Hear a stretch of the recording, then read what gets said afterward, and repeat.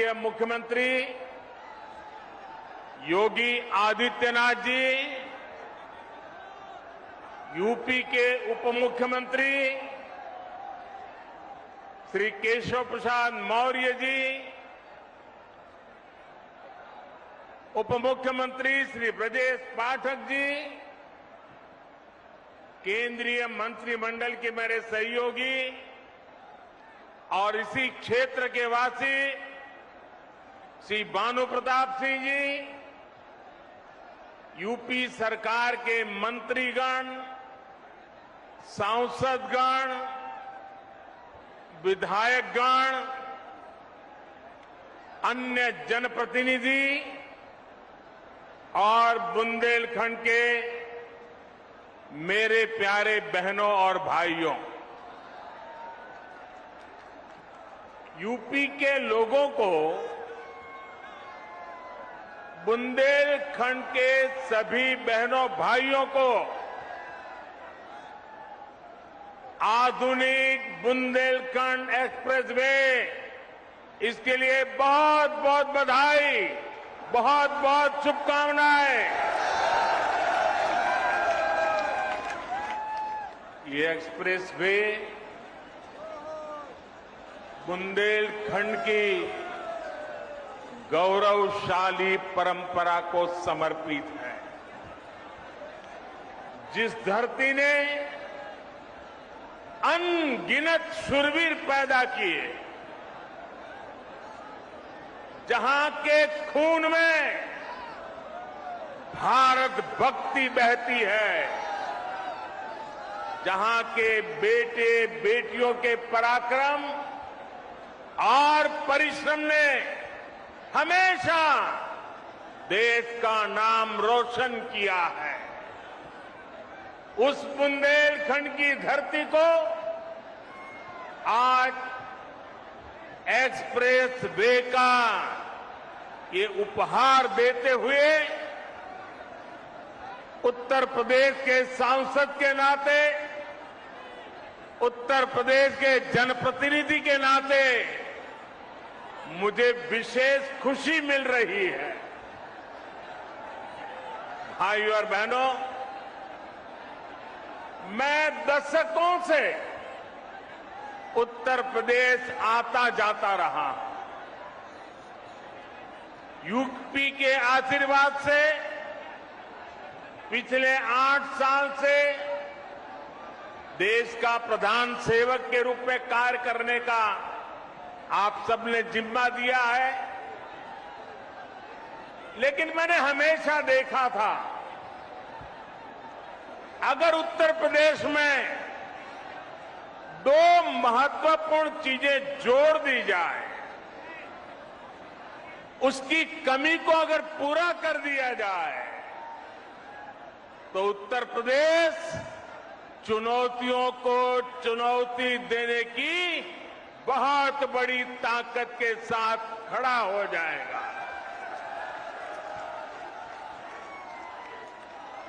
पहला मुद्दा था यहां की खराब कानून व्यवस्था।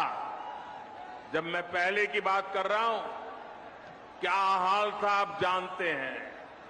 और दूसरी हालत थी हर प्रकार से खराब कनेक्टिविटी। आज उत्तर प्रदेश के लोगों ने मिलकर योगी आदित्यनाथ जी के नेतृत्व में उत्तर प्रदेश की पूरी तस्वीर बदल दी है।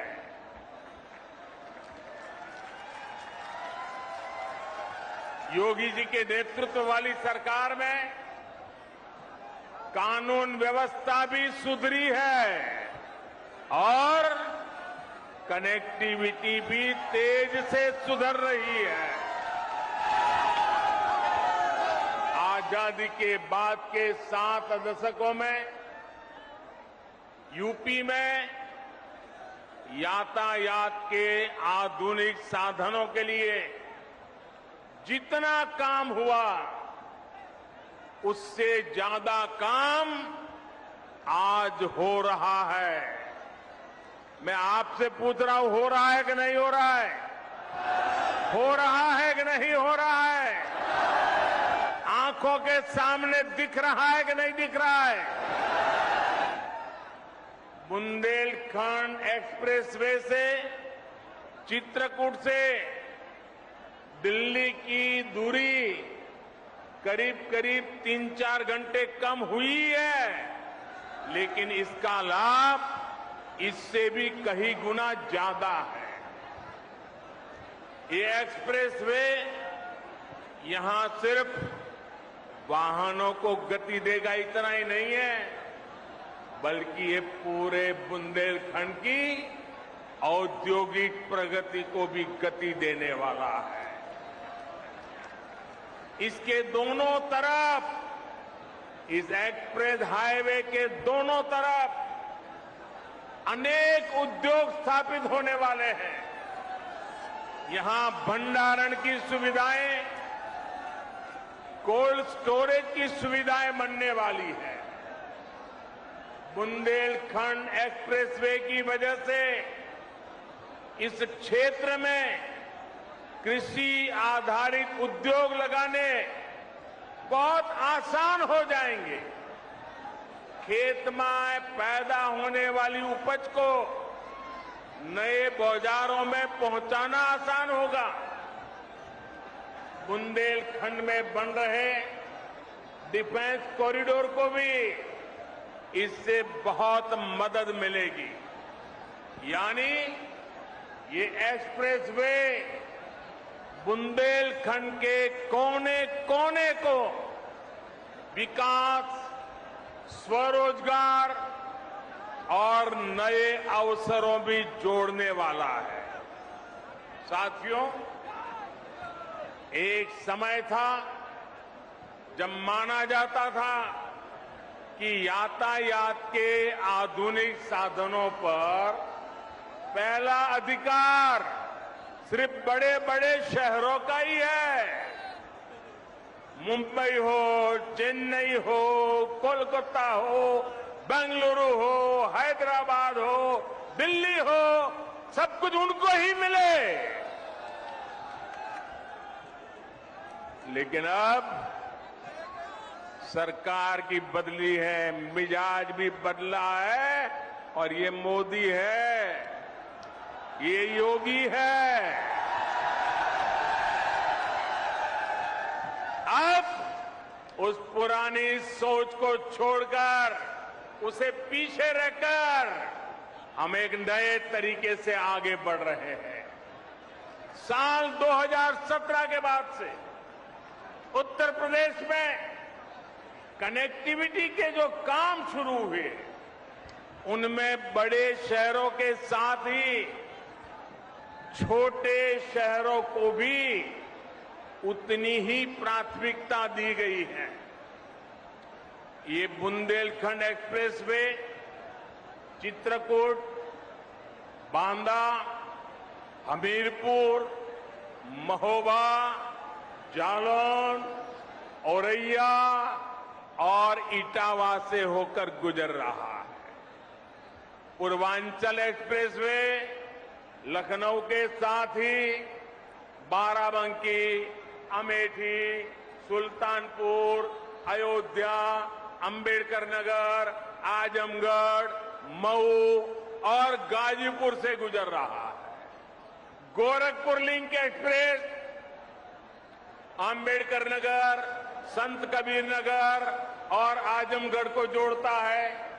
गंगा एक्सप्रेसवे मेरठ, हापुड़, बुलंदशहर, अमरोहा, संभल, बदायूं, शाहजहांपुर, हरदोई, उन्नाव, रायबरेली, प्रतापगढ़ और प्रयागराज को जोड़ने का काम करेगा।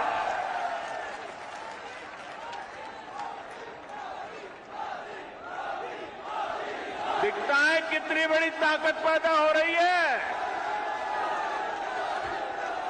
उत्तर प्रदेश का हर कोना नए सपनों को लेकर के, नए संकल्पों को लेकर के अब तेज गति से दौड़ने के लिए तैयार हो चुका है। और यही तो सबका साथ है, सबका विकास है। न कोई पीछे छूटे, सब मिलकर आगे बढ़े। इसी दिशा में डबल इंजन की सरकार लगातार काम कर रही है। यूपी के छोटे छोटे जिले हवाई सेवा से जुड़े, इसके लिए भी तेजी से काम किया जा रहा है। बीते कुछ समय में प्रयागराज, गाजियाबाद में नए एयरपोर्ट टर्मिनल बनाए गए। कुशीनगर में नए एयरपोर्ट के साथ ही नोएडा के जेवर में एक और इंटरनेशनल एयरपोर्ट पर काम चल रहा है।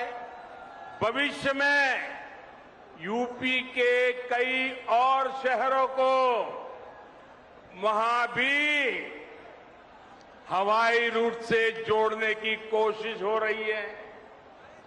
ऐसी सुविधाओं से पर्यटन उद्योग को भी बहुत बल मिलता है।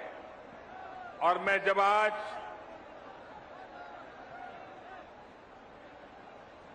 यहां मंच पर आ रहा था तो उसके पहले मैं इस बुंदेलखंड एक्सप्रेस वे का प्रेजेंटेशन देख रहा था, एक मॉड्यूल लगाया वो देख रहा था। और मैंने देखा कि इस एक्सप्रेस वे के बगल में जो जो स्थान है वहां पर कई सारे किले हैं। सिर्फ झांसी का ही किला है ऐसा नहीं, कई सारे किले हैं।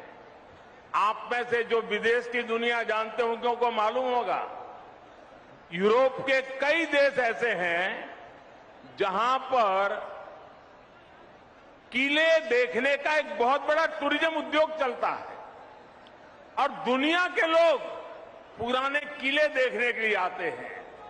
आज बुंदेलखंड एक्सप्रेस वे बनने के बाद मैं योगी जी की सरकार को कहूंगा कि आप भी इन किलों को देखने के लिए एक शानदार टूरिज्म सर्किट बनाइए। दुनिया भर के टूरिस्ट यहां आए और मेरे बुंदेलखंड की ताकत को देखे। इतना ही नहीं, मैं आज योगी जी से आग्रह एक और करूंगा। आप उत्तर प्रदेश के नौजवानों के लिए इस बार जब ठंड की सीजन शुरू हो जाए, मौसम ठंडी का शुरू हो जाए, तो किले चढ़ने की स्पर्धा आयोजित कीजिए और परंपरागत रास्ते से नहीं, कठिन से कठिन रास्ता तय कीजिए और नौजवान को बुलाइए। कौन जल्दी से जल्दी चढ़ता है, कौन किले पर सवार होता है। आप देखना उत्तर प्रदेश के हजारों नौजवान इस स्पर्धा में जुड़ने के लिए आ जाएंगे और उसके कारण बुंदेलखंड में लोग आएंगे, रात को मुकाम करेंगे, कुछ खर्चा करेंगे, रोजी रोटी के लिए बहुत बड़ी ताकत खड़ी हो जाएगी। साथियों, एक एक्सप्रेस में कितने प्रकार के कामों को अवसर का जन्म दे देता है। साथियों, डबल इंजन की सरकार में आज यूपी जिस तरह आधुनिक हो रहा है, ये वाकई अभूतपूर्व है। जिस यूपी में, जरा याद रखना दोस्तों, मैं जो कह रहा हूं याद रखोगे? याद रखोगे? जरा हाथ ऊपर करके बताओ, याद रखोगे? पक्का याद रखोगे? बार बार लोगों को बताओगे? तो याद रखिए, जिस यूपी में सरयू नहर परियोजना का पूरा होने में 40 साल लगे, जिस यूपी में गोरखपुर फर्टिलाइजर प्लांट 30 साल से बंद पड़ा था, जिस यूपी में अर्जुन डैम परियोजना को पूरा होने में 12 साल लगे, जिस यूपी में अमेठी राइफल कारखाना सिर्फ एक बोर्ड लगा करके पड़ा हुआ था। जिस यूपी में रायबरेली रेल कोच फैक्ट्री डिब्बे नहीं बनाती थी, सिर्फ डब्बों का रंग रोगान करके काम चला रही थी, उस यूपी में अब इंफ्रास्ट्रक्चर पर इतनी गंभीरता से काम हो रहा है कि उसने अच्छे अच्छे राज्यों को भी पीछे छोड़ दिया है। दोस्तों, पूरे देश में अब यूपी की पहचान बदल रही है। आपको गर्व होता है कि नहीं होता है? आज यूपी का नाम रोशन हो रहा है। आपको गर्व हो रहा है कि नहीं हो रहा है? आप पूरा हिंदुस्तान यूपी के प्रति बड़े अच्छे भाव से देख रहा है। आपको आनंद हो रहा है कि नहीं हो रहा है? और साथियों, बात सिर्फ हाईवे या एयरवे की नहीं है। शिक्षा का क्षेत्र हो, मैन्युफैक्चरिंग का क्षेत्र हो, खेती किसानी हो, यूपी हर क्षेत्र में आगे बढ़ रहा है। पहले की सरकार के समय यूपी में हर साल, ये भी याद रखना, रखोगे? जरा हाथ ऊपर करके बताओ, रखोगे? पहले की सरकार के समय यूपी में हर साल औसतन 50 किलोमीटर रेल लाइन का दोहरीकरण होता था। कितने किलोमीटर? 50। पहले, हमारे आने से पहले रेलवे का दोहरीकरण 50 किलोमीटर। मेरे उत्तर प्रदेश के नौजवानों, भविष्य कैसे गढ़ता है देखिए। आज औसतन 200 किलोमीटर का काम हो रहा है। 200 किलोमीटर रोड लाइन का दोहरीकरण हो रहा है। 2014 से पहले यूपी में सिर्फ 11,000 कॉमन सर्विस सेंटर थे। जरा आंकड़ा याद रखिए, कितने?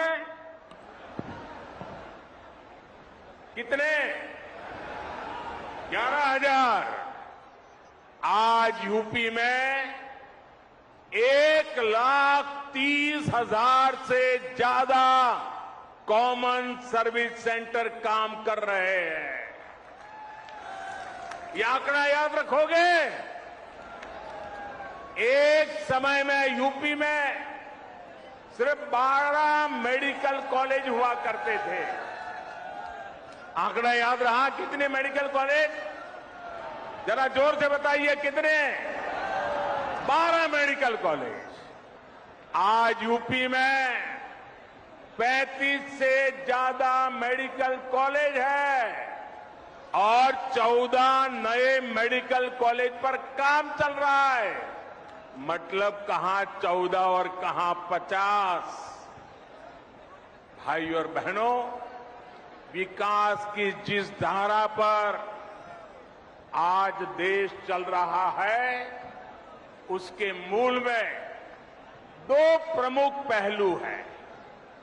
एक है इरादा और दूसरा है मर्यादा। हम देश के वर्तमान के लिए नई सुविधाएं नहीं गढ़ रहे, बल्कि देश का भविष्य भी गढ़ रहे हैं। पीएम गति शक्ति नेशनल मास्टर प्लान के जरिए हम 21वीं सदी के इंफ्रास्ट्रक्चर के निर्माण में जुटे हैं। और साथियों, विकास के लिए हमारा सेवा भाव ऐसा है कि हम समय की मर्यादा को टूटने नहीं देते। हम समय की मर्यादा का पालन कैसे करते हैं, इसके अनगिनत उदाहरण हमारे इसी उत्तर प्रदेश में है। काशी में विश्वनाथ धाम के सुंदरीकरण का काम हमारी सरकार ने शुरू किया और हमारी ही सरकार ने इसे पूरा करके दिखाया।